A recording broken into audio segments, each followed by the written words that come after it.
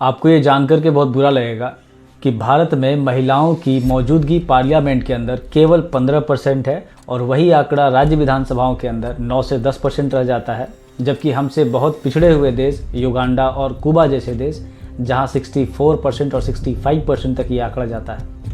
आज हम बात करने वाले हैं महिलाओं से जुड़े आरक्षण के इस मुद्दे पर, जिसमें अभी गंभीरता देखने को मिल रही है और इसमें क्या क्या अभी बातें हुई हैं, इसको विस्तार से समझने के लिए प्लीज़ वीडियो को पूरा देखिएगा।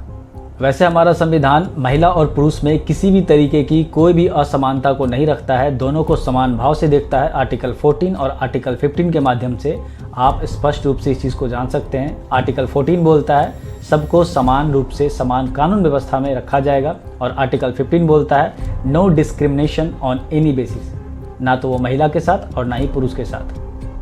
इस तरीके से हमारे संविधान ने महिला और पुरुष को एक व्यवस्था और एक समान रूप से देखा है।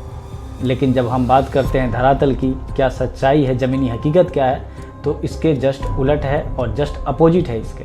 आज जो हम महिला रिजर्वेशन के ऊपर बात कर रहे हैं, ये कोई नया मुद्दा नहीं है, ये बहुत समय से चला आ रहा है, बहुत समय से इसकी मांग उठती रही है। ब्रिटिश काल के समय करीब 1931 में सरोजनी नायडू और बेगम शाह, जो कि उस समय की एक बहुत जानी मानी पर्सनालिटी हुआ करती थी, उन्होंने अंग्रेज़ों के सामने ये मांग रखी थी कि महिलाओं की भी भागीदारी पार्लियामेंट में होनी चाहिए। लेकिन अंग्रेज़ों ने सरासरी से इनकार कर दिया था और धीरे धीरे ये सिलसिला आगे बढ़ा। एक्चुअली आज़ादी के बाद भी ये मांग हमेशा जारी रही कि महिलाओं को आरक्षण दिया जाना चाहिए, लेकिन पार्टियों की विचारधारा शुरू से बस यही रही कि महिलाओं को सिर्फ घर का काम करना चाहिए, ना कि घर से बाहर का काम कोई करना चाहिए। और इसी विचारधारा ने महिलाओं को कभी भी आरक्षण जैसे मुद्दे से दूर रखा। आपको भारत के फेमस नेताओं की टिप्पणियों को ज़रूर सुनना चाहिए, देखना चाहिए, जब उन्होंने महिलाओं को लेकर के ऐसी ऐसी टिप्पणी की जो एक नेता को शोभा नहीं देता है।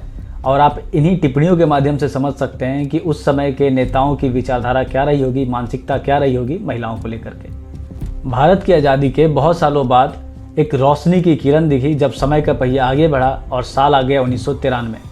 ये वही साल था जब महिलाओं को पंचायत और नगर निकायों में आरक्षण का एक मौका मिला 73वां और 74वां संविधान संशोधन के माध्यम से।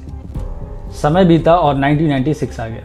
ये वही समय था जब HD देवगौड़ा की सरकार ने महिलाओं से संबंधित आरक्षण बिल को लाया, लेकिन उनकी समर्थन करती हुई जो पार्टियां थी उनकी सरकार की, उन्होंने इस बिल को मानने से इनकार कर दिया, क्योंकि उनकी विचारधारा अभी भी वही थी कि महिलाएं सिर्फ घर का काम करने के लिए बनी हैं, ना कि बाहर में जा कर के राजनीति को संभालने के लिए।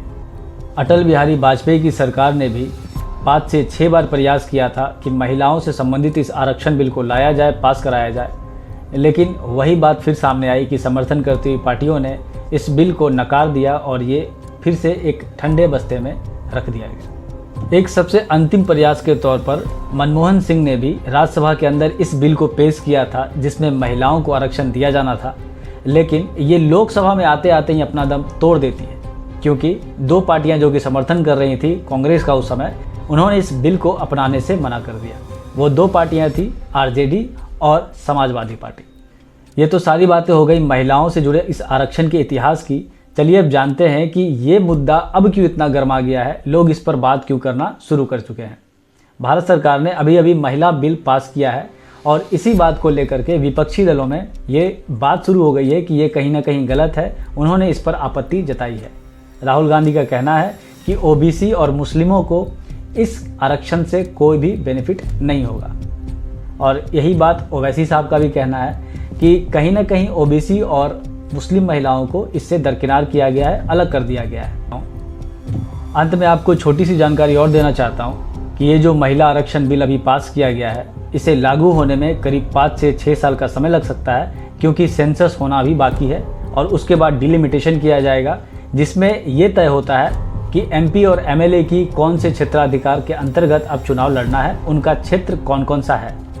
इसे परिसीमन या फिर डिलिमिटेशन बोलते हैं। और इसके होने के बाद जो जनगणना है वो कराई जाएगी और उसके बाद ही जा कर के कहीं ना कहीं इस बिल को लागू किया जाएगा, जिससे महिलाओं को इस आरक्षण का लाभ मिले। अगर आपको ये वीडियो इन्फॉर्मेटिव लगा हो, अच्छा लगा हो, तो प्लीज़ चैनल को लाइक कीजिएगा, सब्सक्राइब कीजिएगा, ताकि आपको इस तरह की और वीडियोस और इन्फॉर्मेशन मिल सके।